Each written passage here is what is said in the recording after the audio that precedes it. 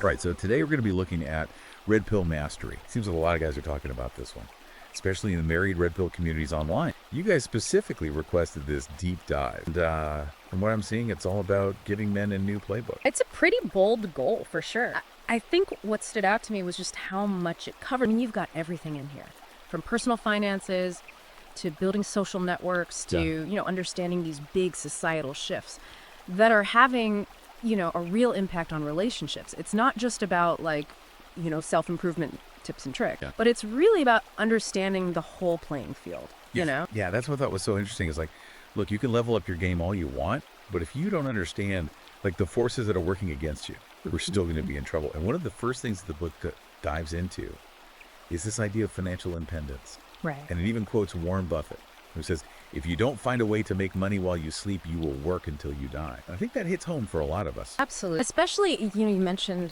the married Red Pill community. Yeah. I mean, that quote goes right to the heart of that whole idea of covert contracts in marriage, where financial stress, it can become a huge point of leverage. And you know that. By achieving financial independence, you're not just securing your own future, but you're actually creating more equality and freedom within your relationship. I never really thought about it that way. Yeah. It's not just about the money itself. Right. It's about, like you said, the power dynamic. Exactly. Yeah. So how does the book suggest guys go about achieving this financial freedom? I think a lot of people, when they hear that, they think, oh, get rich quick scheme. Right. That sort of thing. Easy money. But this is really not about that at all. This book is about building a solid foundation, through practical strategy. Right. Things like, investing in the stock market, real estate, even starting your own business. It's about taking control, rather than being at the mercy of a job. Or even worse, feeling trapped in a relationship because of finance. Yeah. I could definitely see how that would resonate with a lot of men. Yeah.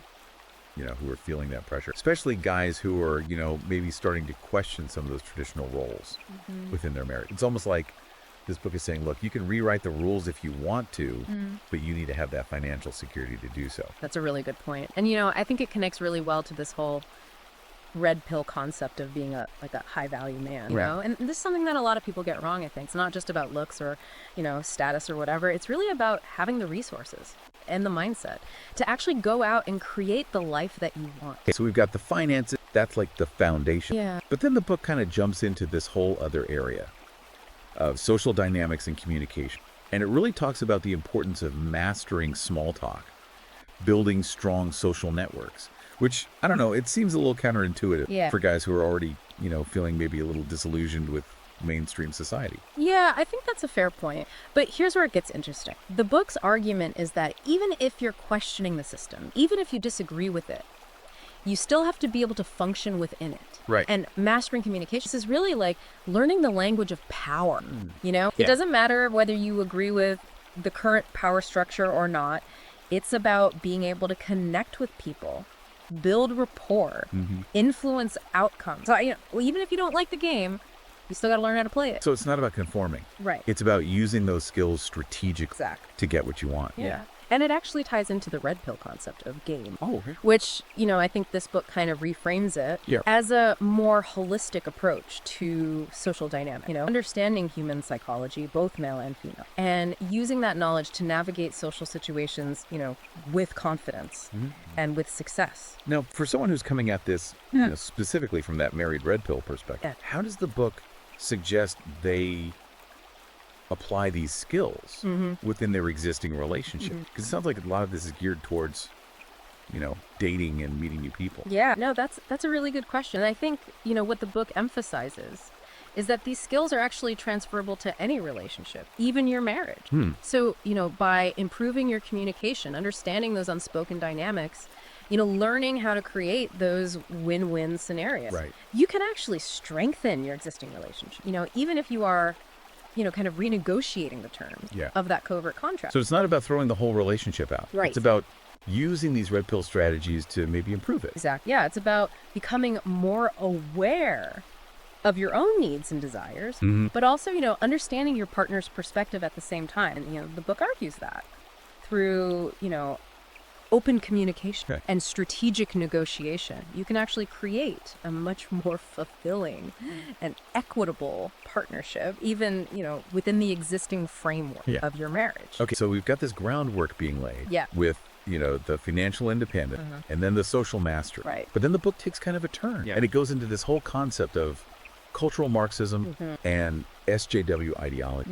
And this is something I'm sure resonates with a lot of guys in the Red Pill community who feel like the culture has really shifted dramatically. Oh, absolutely. And this is really where I think this book tries to connect those personal struggles to a larger historical narrative. Like to really understand the challenges that men are facing today, particularly in marriage and relationships. You got to look at how Western institutions have been influenced by, certain intellectual movements. So it's like peeling back the layers of the onion a little bit to see how we got here. So it's not just about individual self-improvement. Right. It's about understanding the broader cultural context. Exactly. Yeah, and the book dives into all sorts of, intellectual history, exploring things like, the Frankfurt School, critical theory, and how those ideas have kind of permeated academia, media, even the legal system. It's about recognizing those patterns, those narratives that we see all around us, and then understanding how they might be impacting your own life. And even, your own marriage. Yeah. And I could see how that would be empowering for guys who feel like they're kind of swimming upstream. Absolutely. Yeah. You're not crazy. There are real forces at play here that are, shaping the world around us. Right. And by understanding those forces, you can start to develop strategies for navigating them, for protecting yourself, protecting your family, and even for pushing back against them. Okay. So that sounds great. Yeah. Like a very powerful idea. But how does the book suggest, how do you actually do that? I mean, you can feel very overwhelming to go up against these, these massive cultural forces. Well, I think it starts with education. Okay.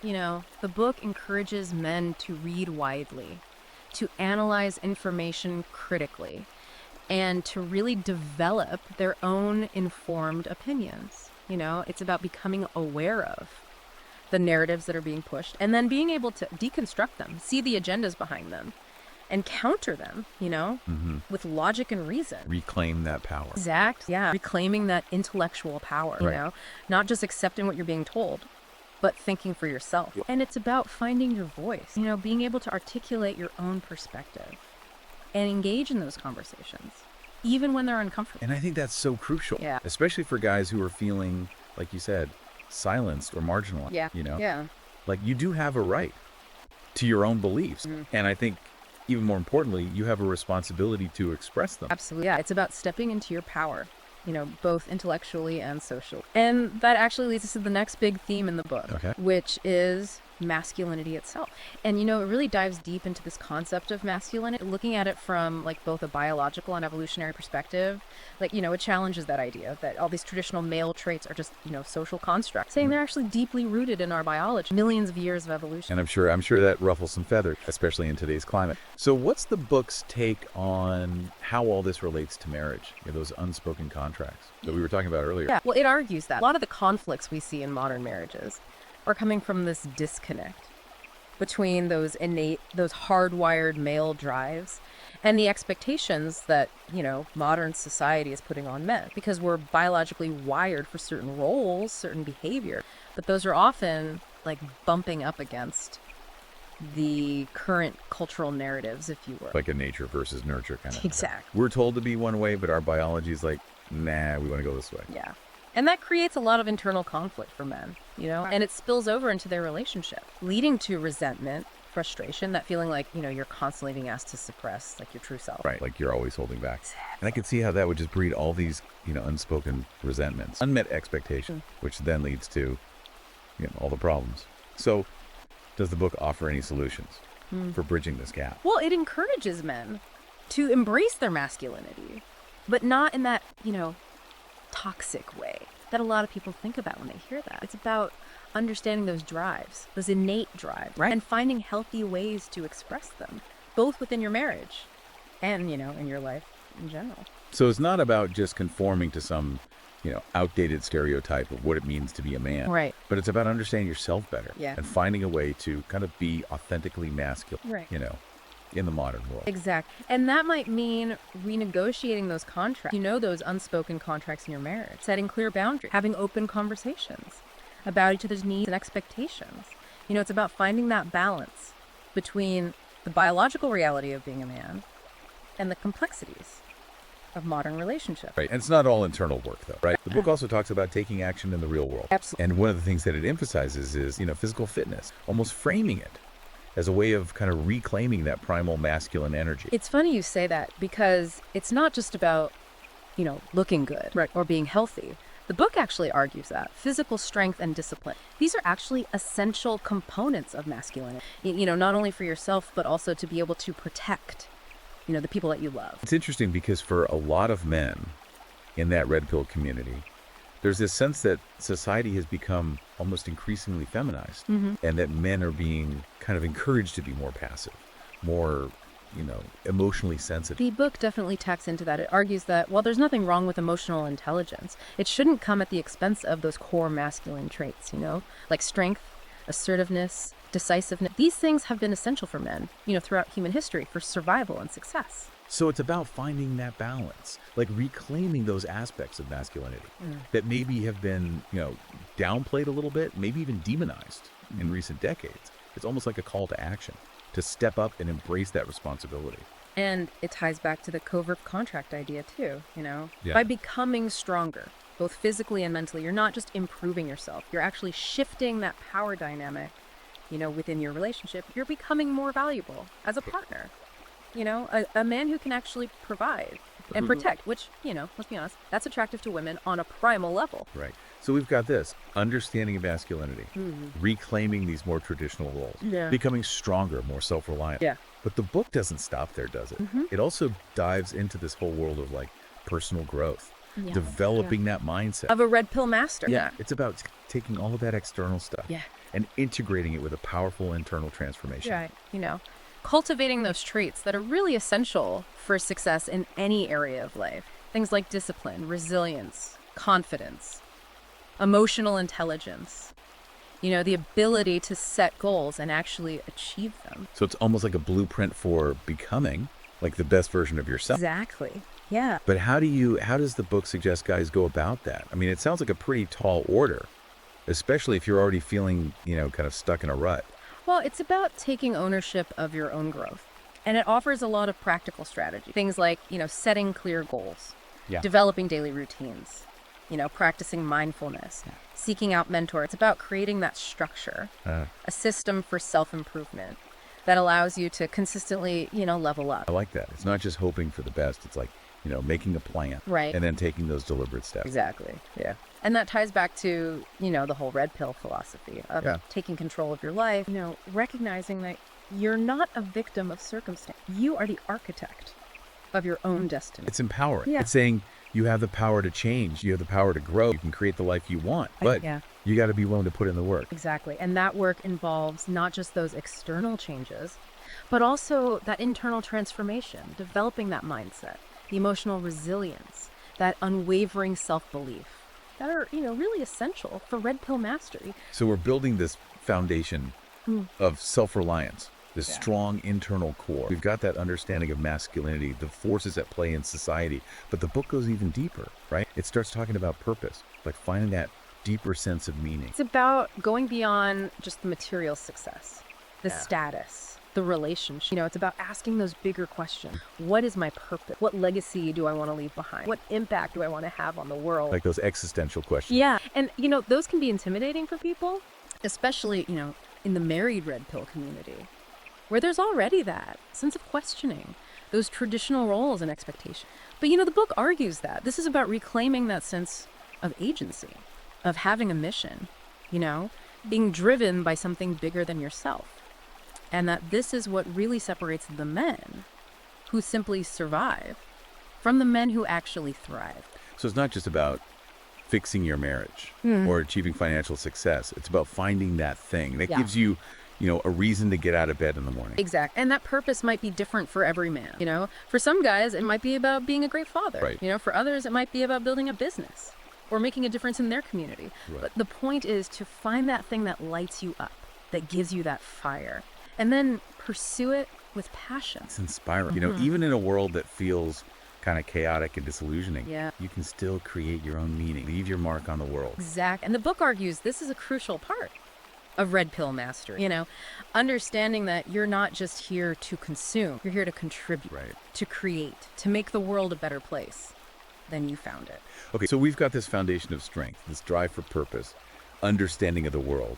But then the book comes back around to relationships, right? Yeah. And specifically those challenges that men are facing Yeah. in the modern dating landscape.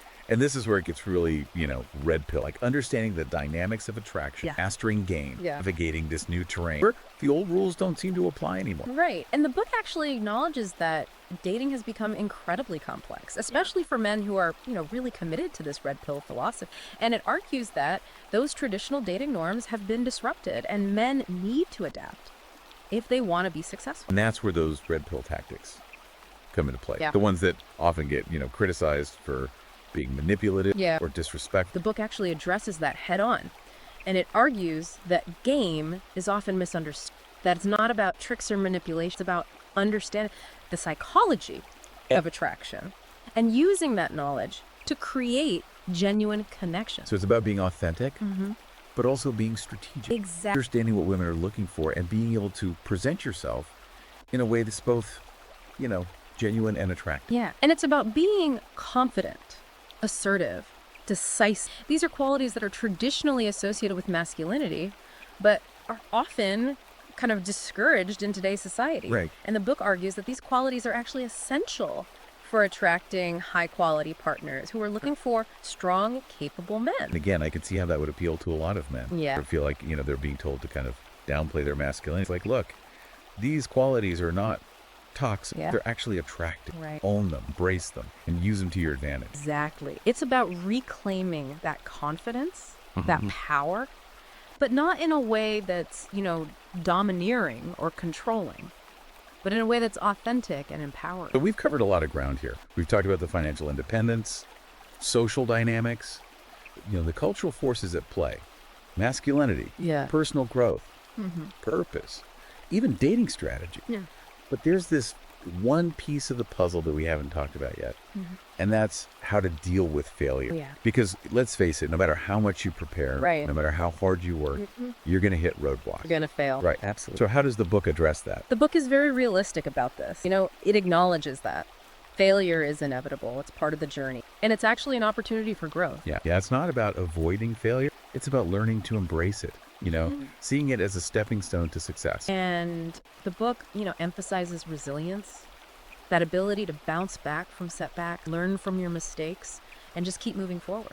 And it argues that this is one of the most important qualities a red pill man can develop. So how do you build that resilience? Because it's one thing to say, don't give up. Right. But when you're in it, Right. when you're feeling discouraged, Yeah. it's hard. Well, the book provides a framework for reframing failure, for seeing it not as a personal defeat, but as a valuable lesson. So it's about, analyzing what went wrong, identifying areas for improvement, and then adjusting your approach. Turning those failures Yeah. into fuel for future growth. Exactly. It's about developing that, what they call the growth mindset. Right. That belief that you can always learn and improve no matter what challenges you face. And I think that's such a powerful message, especially for men who are struggling, in their marriages or other areas of their lives. It's like, look, it's not over. You can learn from this. You can adapt. You can come back stronger. And that's really the essence of the red pill philosophy. It's not about accepting defeat. It's about taking control, overcoming those challenges, and creating the life that you want. Okay, so we've explored all these different aspects of the red pill, the philosophy, strategies, the mindset. But I keep coming back to this one question. What exactly is that red pill world? Like, what does it actually look like? Because the book is kind of advocating for this, It paints a picture of a world where men embrace their masculinity, where they take responsibility for their own lives, where they build strong relationships based on mutual respect and understanding, where they contribute to society in meaningful ways and they live with purpose, integrity. It sounds kind of utopian, Yeah. but also incredibly challenging. It's like calling for a radical shift, not just in individual consciousness, but in society as a whole. It's definitely ambitious, but the book argues that it's achievable, and it starts with yourself. Taking those steps towards self-improvement and then radiating that outwards, influencing your family, your community, and ultimately the world around you. Like that ripple effect. Exactly. You start with that individual transformation, Yeah. and it creates this wave of change Yeah. that can impact the world. And the book argues this is the only way to create lasting change. Not by trying to force other people to conform, Yeah. but by becoming the change you want to see. Okay, so we're starting to get this picture of what this red pill world could look like. Yeah. But let's bring it back to our listener for a minute. Like, how can he start applying these ideas to his own life? Yeah. Specifically when it comes to his marriage and understanding these societal structures that he's concerned about. Well, I think the first step, as we talked about earlier, is awareness. It's about paying attention to those contracts, those unspoken contracts in your marriage, the power dynamics, the ways in which you might be, compromising your own needs or suppressing your true self. So becoming more mindful, Exactly. more observant, more attuned to those subtle but powerful forces at play. Yeah.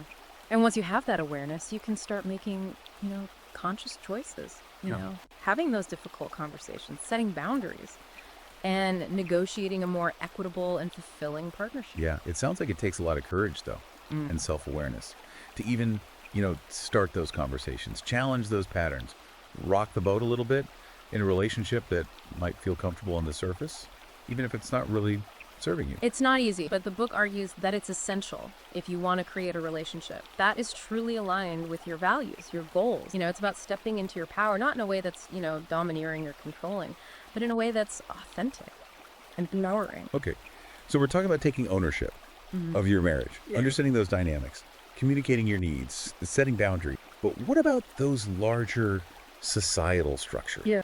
The ones that are impacting relationships, the ones that the book argues are influenced by, cultural Marxism and feminist ideology. Well, the book encourages men to become more informed about those ideologies, to understand their origins, their core arguments, their impact on society. It's about recognizing those narratives, being able to deconstruct them, and then counter them with logic and reason. So it's not just about kind of retreating into your own little world. Okay. You got to engage with the wider culture. Yeah, even if it feels hostile, even if it feels unwelcoming. It's about finding your voice, articulating your perspective, and being part of the conversation. And I think that's crucial, especially for men, who are feeling silenced or marginalized. Yeah. Like, you have a right to your own beliefs. And you have a responsibility to express them. Absolutely. And it's about finding those like-minded people, building those communities of support where you can share your experiences, learn from each other, and strengthen your resolve. The book talks a lot about, the importance of mentorship, of finding those men who've already walked the path Yeah. and can offer guidance and support. Where does it suggest guys go to find those mentors? Well, it encourages men to seek out red pill communities, both online and in person, where they can connect with men who share their values. To find your tribe. Exactly. Yeah. Your brothers in arms. The book argues that this sense of community is essential for staying motivated, overcoming challenges, achieving, red pill mastery. It's like that saying, if you want to go fast, go alone. If you want to go far, go together. Precisely. And it's about recognizing that you're not alone in this journey. There are other men out there facing the same challenges, asking the same questions, seeking the same solution. Okay. Well, this has been a really insightful deep dive. We've covered a lot of ground here, from the personal to the political to the practical to the philosophical. But before we wrap up, I want to leave our listener with one final thought. The book argues that this red pill journey is not for the faint of heart. It requires courage, commitment, and a willingness to challenge the status quo. Are you ready to take that step? That's the question, isn't it? The red pill path, it offers freedom and fulfillment, but it also demands, effort, a willingness to face those uncomfortable truths. For our listener, if you are ready to explore the red pill further, we highly recommend checking out Redpill Mastery. You can find it on Amazon Kindle and Google Playbooks. I remember the journey to Redpill Mastery. This is an ongoing process. Keep learning, keep growing, and keep questioning everything.